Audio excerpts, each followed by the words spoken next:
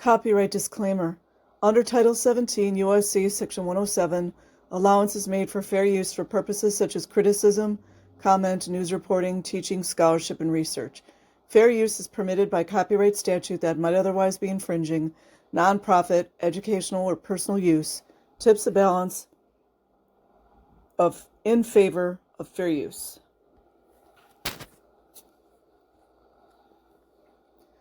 My mind had been shattered into a million pieces inside the Scientology-linked UK rehab center.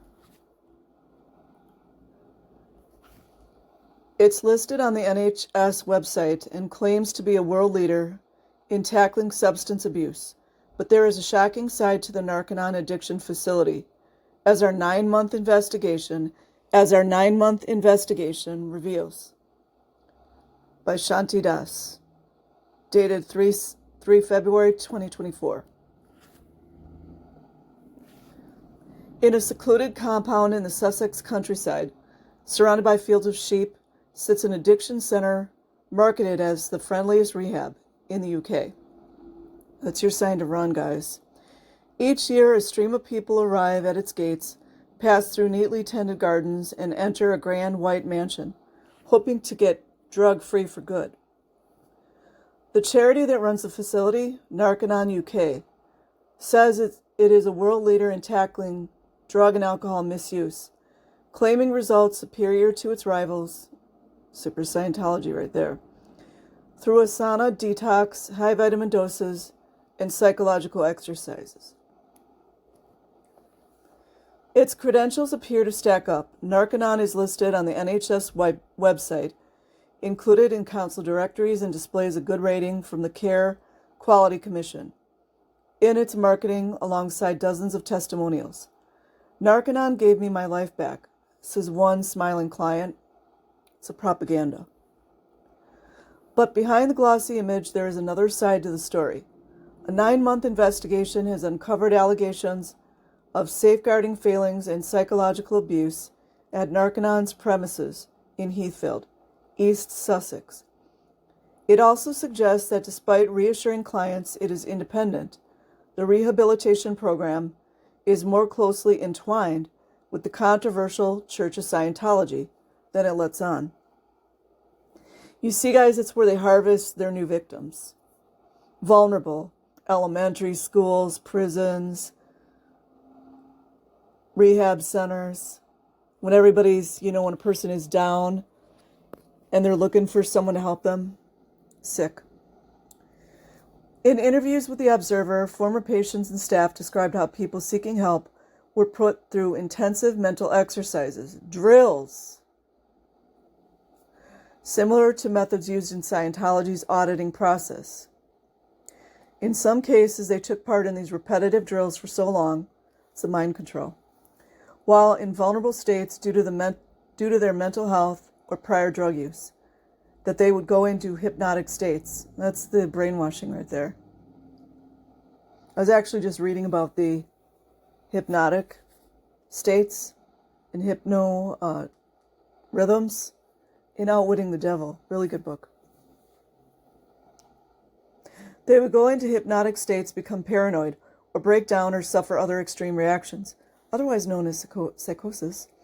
After taking part in the drills, which could last up to 5 hours a day for several weeks, others were allegedly left traumatized, feeling suicidal, with their minds shattered.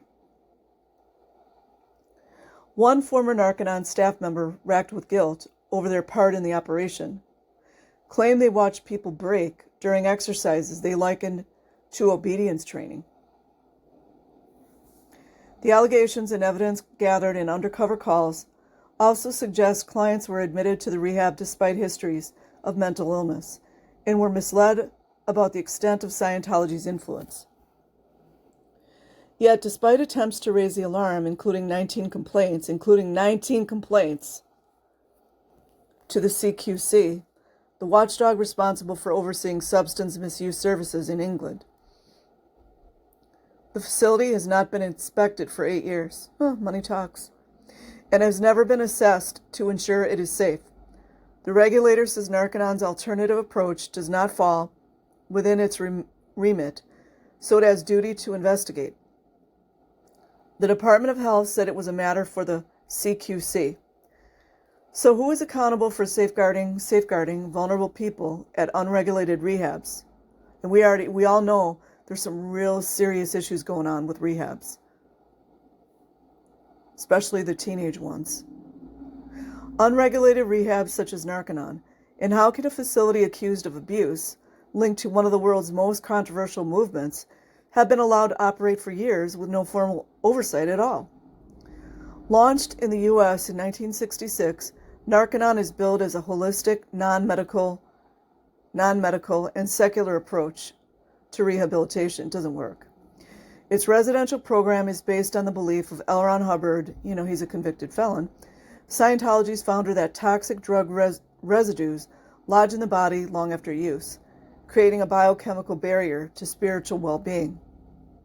I'm just going to join in here. L. Ron Hubbard would know as many drugs as he was taking. To remove them, patients complete a purification rundown involving 5-hour sauna sessions, treadmill exercise, and high doses of vitamins. They later do psychological exercises in a course known as Life Skills. The goal is to achieve a clear body and a clear mind. Hubbard's theories about drug residues are rejected by the scientific community, and addiction experts argue the methods are not evidence-based. It's because it says fluff. But Narconon insists its approach is robust. It has 30 centers across the world offering help for substances including alcohol, marijuana, cocaine, heroin, and prescription drugs. Oh wait, that sounds like La Poubelle. And claims to have saved tens of thousands of lives. An ex-participant of Narconon, this image has been manipulated to protect his identity. In 2015, it announced an expansion of its UK operations with the opening of the 16-bed facility near Heathfield, about 20 miles from Scientology's headquarters. In a ribbon-cutting ceremony attended by local politicians. Did you guys hear that? Local politicians attended the ceremony. Anything for money. It said the center marked a new era in UK drug treatment. With the county suffering from a drug abuse epidemic, a new drug-free drug rehabilitation center brings hope, it said. Since then, it has secured listings on luxury rehab websites, of course, because that's where the real money is, and run online ad campaigns. Managers regularly post in Facebook groups for those trying to get clean. The friendliest drug and alcohol rehab in the UK welcomes a new program participants in a safe and welcoming environment, read a recent post, followed by a smiley emoji. The program typically lasts 3 to 4 months and costs about £15,000. Many of those enrolling are not Scientologists. Well, that's where they want to recruit them. Sick, isn't it? Often they are drawn to Narconon's purported natural approach. I had heard of the Priory, and this just seemed, from what they were saying, more like a wellness, mental health type of place. One former client said, yeah, and by the way, they have no doctors, no nurses, no medical professionals in these places. To my knowledge, I don't think so. Parts of the program are strict. Yeah, mind control is strict. Patients referred to as students are expected to wear identical tracksuits. Oh, just like the black suits they wear in the RPF, huh? Have regimented schedules, just like Scientology, and spend hours studying, just like Scientology. That's what they're doing. They're giving them courses when they're at their most vulnerable. Also, too, I'm just thinking, certain types of drugs, and even alcohol, you can get the DTs. Certain drugs, you're going to get psychosis if you go off them too fast. As is common at some other rehabs, they also surrender their phones. Oh, of course they do. Just like Scientology. You're not allowed to look on the internet. You're not allowed to make phone calls. Sounds like North Korea.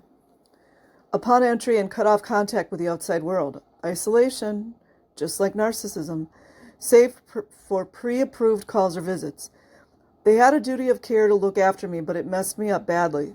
I came out significantly worse than when I went in anonymous patient. I'm sorry I keep interrupting you guys. I also do wonder where duty of care comes in for the children. I'm just thinking of that. During their first days, patients undergo a drug-free withdrawal with massages.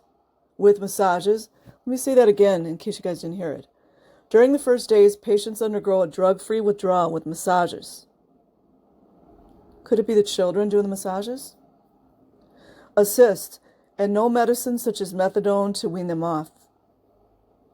Sounds like that's medical malpractice, doesn't it? They complete a 5-week detox with up to 5 days an hour in sauna. The Purif, that's what they're talking about. Running on a treadmill and taking a cocktail of vitamins. Hubbard's book, Clear Body, Clear Mind, recommends the main ingredient, niacin, is taken in an initial dose of 100 micrograms, which increases to 5,000 micrograms for those deemed fit to receive it. That would also include children, you guys, by the way. 333 times the recommended daily amount. It's an interesting number.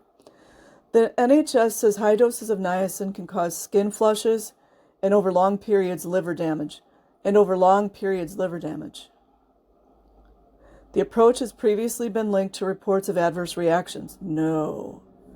Narconon said safety incidents were very rare. Right. And for most people, the detox does not seem harmful. Right. Because, they have medical qualifications to say that, right? One participant said this phase was like your jail because you are left alone with your thoughts, but that it enabled them to rest. Another said that first part, the detox, was kind of cool.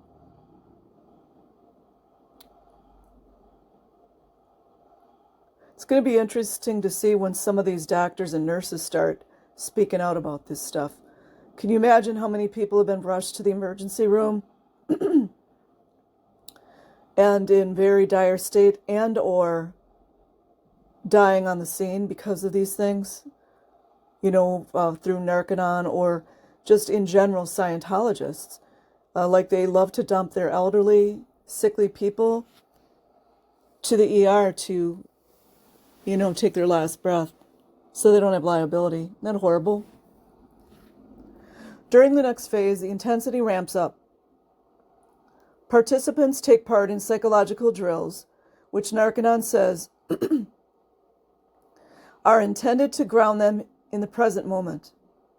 The aim is to help bring a person out of the past and into the present time, ready and able to face life without resorting to drugs, its website says.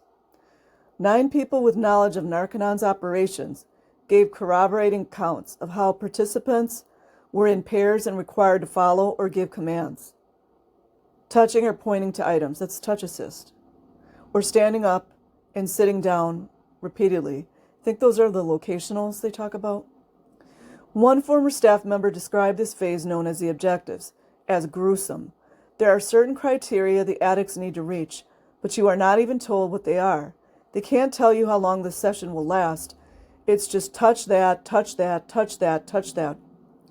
It can be any inanimate object, or it might be sit down, stand up. They also do the locationals with the children, just so you guys know, and the touch assist. Other exercises required participants to sit perfectly still for prolonged periods. I'm just going to make a disclaimer and then I'll stop. All these things that they're making these adults do that are in there for rehabilitation, they do this to children.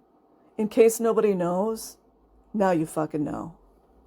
Other exercises required participants to sit perfectly still for prolonged periods or saw them ask questions over and over again. I would even compare it at one point to enhanced interrogation techniques. That's the auditing. Said an ex-staff member. Each time you answer, they ask the same question again and again until you give a different answer, and they say, "Why did you answer differently this time?" And then you have to come up with some revelation like, "I just realized my whole life has been wrong."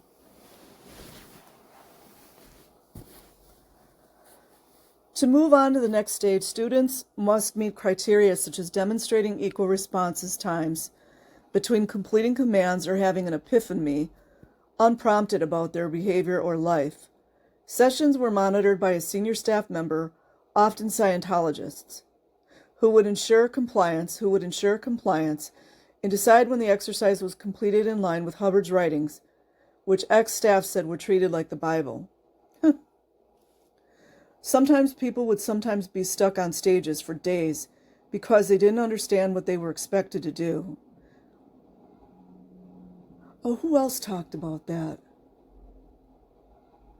I think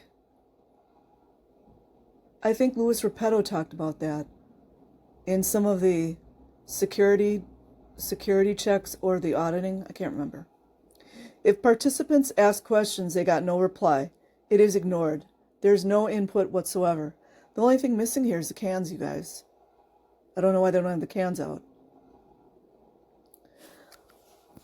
The drills left some feeling degraded and stuck. It was like I had been chained. Well, yeah, they had. I can't leave the room. I can't answer the questions. I can't not do the command. I can't make it end, one person said. Imagine that was a child, you guys. LAPD, are you listening? Hello? While not physically restrained, they were strongly discouraged from leaving. Well, in Scientology, they won't let them leave. Children, adult, you can't leave. Jenna Miscavige's book, she talks about that. Other times, participants became paranoid, anxious, or acutely distressed. Mind you, they're like detoxing off of drugs and alcohol, or. Other times, participants became paranoid, anxious, or acutely distressed. They were clearly very unwell, witness said. I saw people yelling and screaming, physical outbursts. Some people would laugh, others would cry. I was going to try to not interrupt, but this is exactly like some of the mind control experiments that I had read about years ago. The various mind control experiments that either the CIA did or that evil Dr. Mengele Green. It's the kind of stuff they do. Imagine you were a child and you were going through that and nobody was helping you.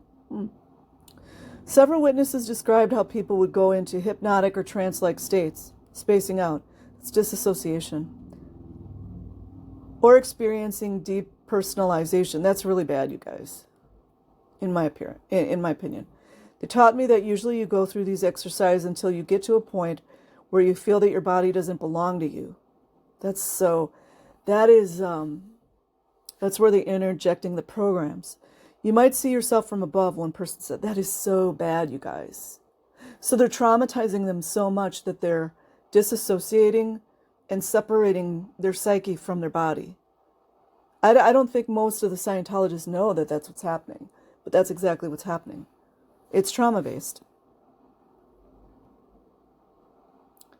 Sheila McLean, Narconon's manager, said the drills were designed to teach the participants self-determinism. Self-determinism by not locking you in a room. That sounds about right, doesn't it? Self-control and discipline, and to help them break away from destructive habits. I guess LRH didn't get the memo on that one. These phases are not easy, but our feedback has been hugely positive and the results speak for themselves, she said. But some former participants describe being left traumatized. There we go. The best way to describe it is that my mind had been shattered into a million pieces. I'd lost all sense of myself. It's what they want. Just like the military. I mean, not exactly, but military does a lot of that. They had a duty of care to look after me, but it messed me up badly. I came out worse, significantly worse, than when I went in. The observer also spoke to ex-staff who described being left distressed by their part in the process. It's called guilt. Although most senior employees are understood... Oh, wait a minute, employees? Although most senior employees are understood to be Scientologists that are getting paid $47 a week, many junior staff and volunteers are not. Despite having no history of substance misuse, they too were required to complete the program. Speaking through tears years after leaving Narconon for another job, one argued the approach was dangerous. They are training you to follow orders, but these are vulnerable people. Yeah. And it can be traumatic, they said. I knew it was wrong, but at the moment I didn't summon the strength to stand up.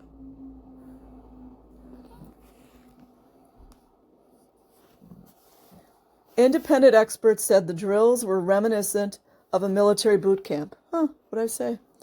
Or obedience training. Yep, they break you down. In boot camp, they break you all the way down until you're like a pile of jello, and then they build you up into what they call a soldier or marine or whatever. Mind controlled. The Observer first asked their views without disclosing the link to Scientology. Professor Tim Millar, professor of substance use and addictions at Manchester University, said he was astonished by the allegations. Astonished? During 30 years researching drug treatment in England, he said he had never seen such techniques. They're not approaches that I'm aware of being used in any other mental health context, he added. He said he was concerned the instruction sessions could feel punitive for people seeking treatment. My personal view is that rehabilitation should be about using humane approaches to help people to regain their sense of self-worth, which makes me doubt that any punitive approach would be helpful, he said. I find some of the descriptions of people's reactions quite shocking. They are so far removed from anything that I've encountered that it's hard to put into words. I want to add something, and it's related. The same thing that are happening with all these, what do you call them? Like, kind of like not a group home, but those places, the teenager camps, the camps that they're sending these poor innocent kids to, like Paris Hilton talked about. I forget what the name, there's quite a few of them. They're doing the exact same things to these poor teenagers. Similar. Dr. David Bremer, medical director for drug and alcohol charity Turning Point, said requiring vulnerable people to complete repetitive drills could leave them in a state of heightened suggestibility. Yep, that's the point. Through these repetitive actions, the process of breaking someone down to being less than what they think they are makes them even more susceptible to suggestion. It's black magic. And then you've got somebody who's in a position of psychological obedience where you are able to tell them what you want them to believe, he said. Professor Sally Marlowe from the Institute of Psychiatry, Psychology and Neuroscience at King's College London likened the approach to reprogramming. The methods as they are described do not appear to be therapeutic. They appear to be something else. This is not understanding a person and where a person is coming from, she said. I think it is extremely concerning, regardless of what I think about Scientology.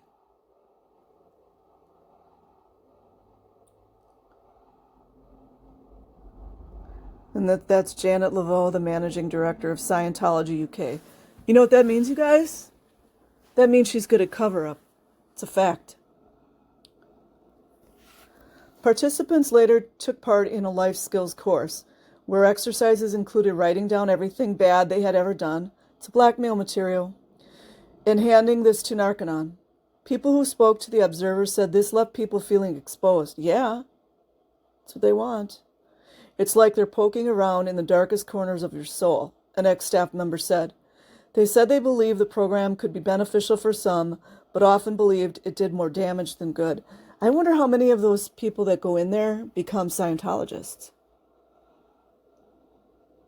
So you see, then these vulnerable people that either maybe they got out of prison or they have drug issues and they need help at a rehab center, then Scientologists will recruit them into the Scientology, and then you'll see people like them going and turning over DOA's, what do you call it, his grill and everything. Yeah, that's what you see, and then you'll see the police covered up. Isn't that great? The Observer's investigation also cast doubt on Narconon's claim to be a secular program that is separate from Scientology. Yeah. Clients said they had been reassured the center was independent of the movement. One ex-staff member with knowledge of the sales process said, they, Narconon, are really good at convincing the families that this is what your child or family member needs. They don't focus on the Scientology aspect at all. Yeah, because they're trying to get you in.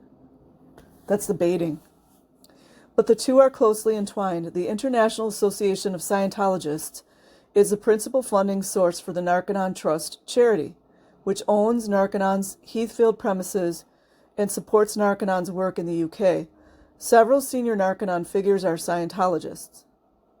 Of course they are, including Janet Laveau, the managing director of Scientology UK and a trustee of the Narconon Trust, and MacLean, Narconon UK's executive director and registered manager. Also, too, if you guys think that it's any coincidence that all of these evil things are going on in these rehab centers, which just happens to include Scientology, no, it's no coincidence.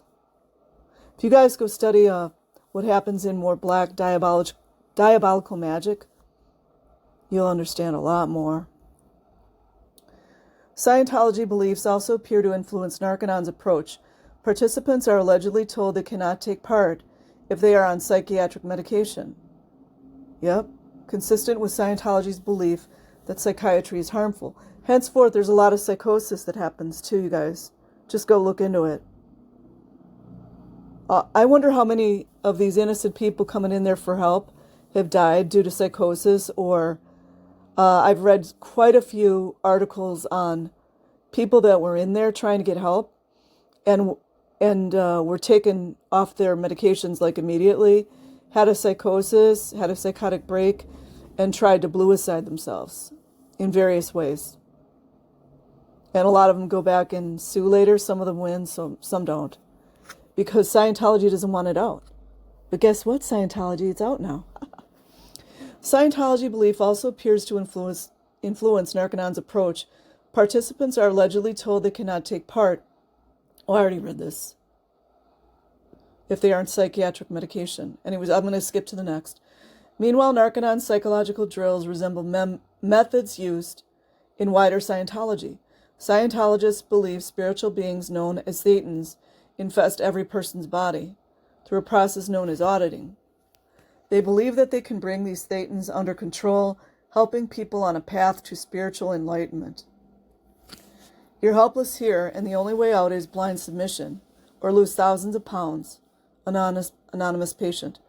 To learn the skills Scientology says are needed for auditing, followers take part in a series of drills known as training routines.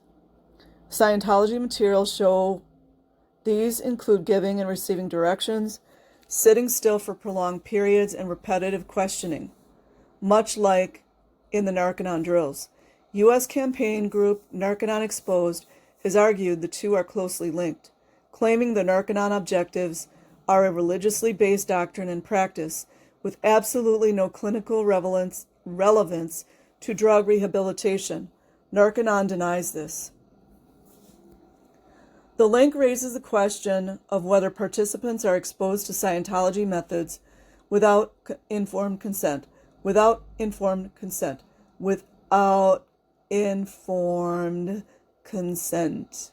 Several were reportedly unaware of the closeness with Scientology when they signed up. Once there, they were deterred from leaving by the fear of losing money or being rejected by friends and family. See what they do? You're helpless there, and the only way out is blind submission or lose thousands of pounds, one person said. If I'd have had any concept of what the program actually was, I would never have signed up. I wonder where all the doctors and nurses are, standing up against this. To independently verify their claims, an Observer reporter approached the facility, posing as a relative of someone needing treatment for addiction. During the call, a representative said Narconon was based on work by Hubbard, whom she described as a humanitarian who founded Scientology. Right. But she went on to claim that Narconon was not related to the religious movement. Narconon is basically a secular organization that is completely. It's not related to the Church of Scientology, she said. We try to keep it very straight to the point. We don't promote it, and we shouldn't do that either. If we did that, people would accuse Narconon of actually being a front to get people to Scientology, and that's not what we're trying to do. She also described how Narconon had a no-refund policy, with clients usually required to pay up front, exactly like Scientology, exactly. Also, too, you guys, I think I mentioned this earlier, but I just am thinking about it again.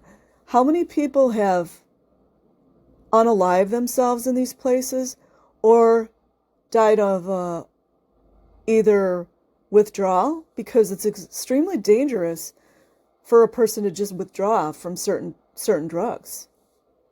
How many of them have died from this? Just think about the mental responsibility the addict has if the fees have been paid up front, she said. It's a way of keeping the addict on the program. You see how they entrap people, like they do it exactly the same everywhere? It's like I don't want to say a system, but it's like I'm thinking, like, I see patterns, but it's like a pattern. It's like a certain way to completely entrap people. In order to enroll, she said, the proposed patient, a man in his 30s, who was a drinker and cocaine user, could not be on antidepressants and advised he speak to his GP, his general practitioner.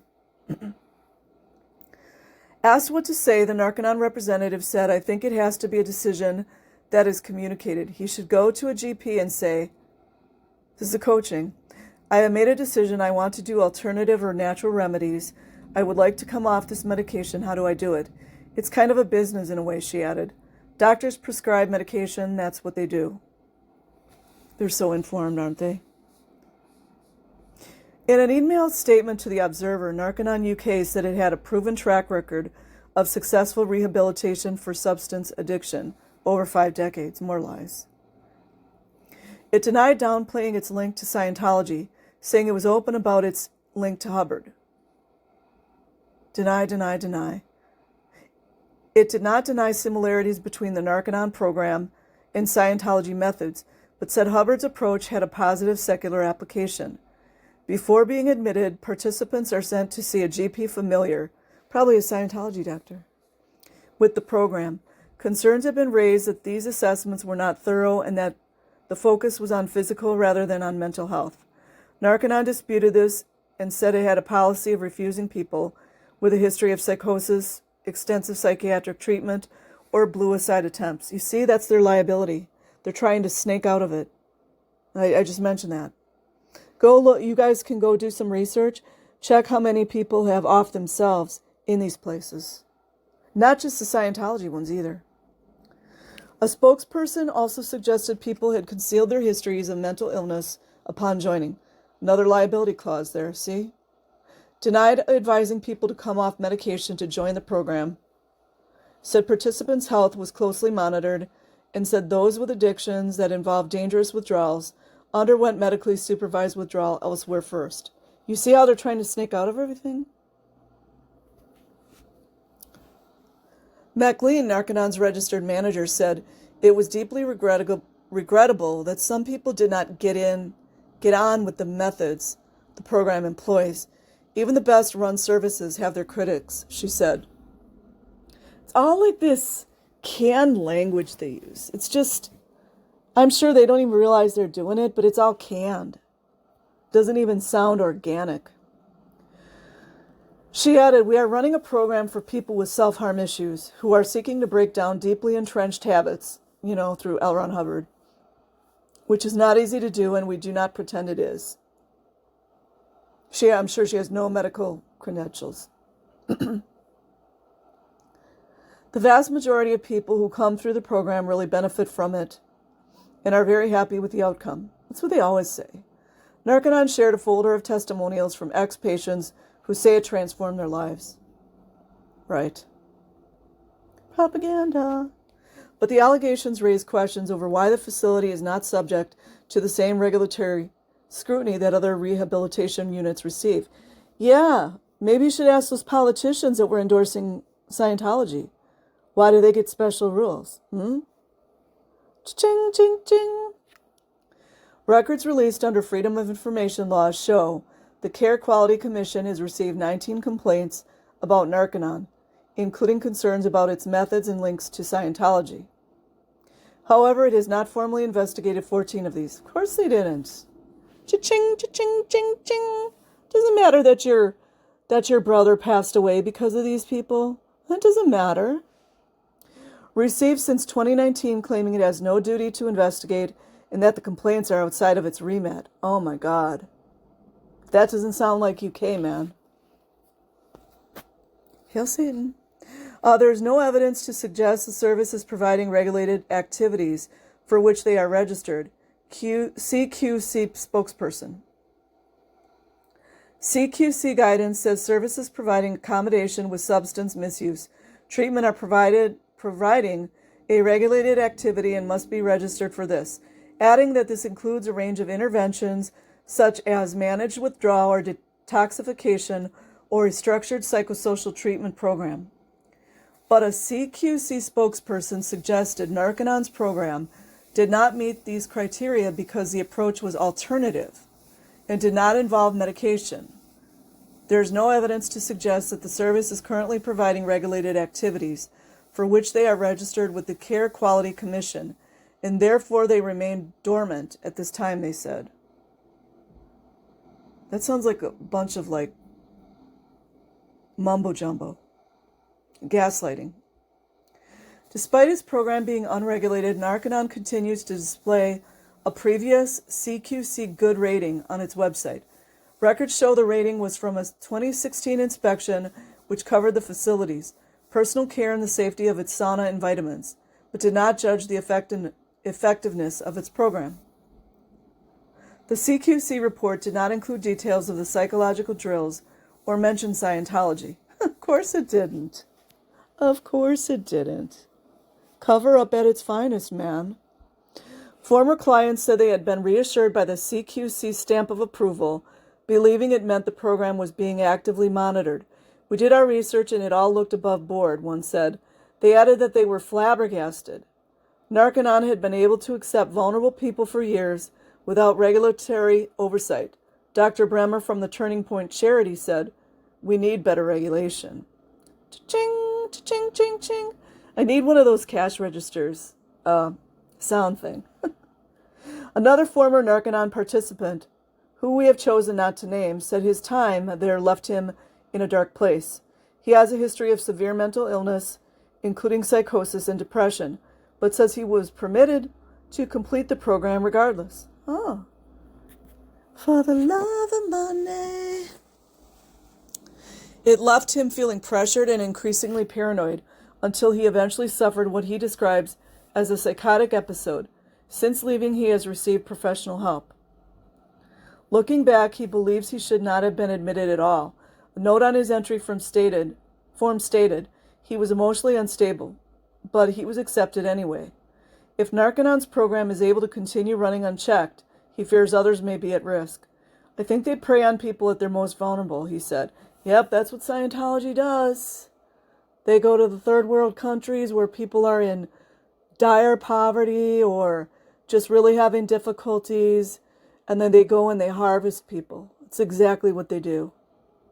It's very...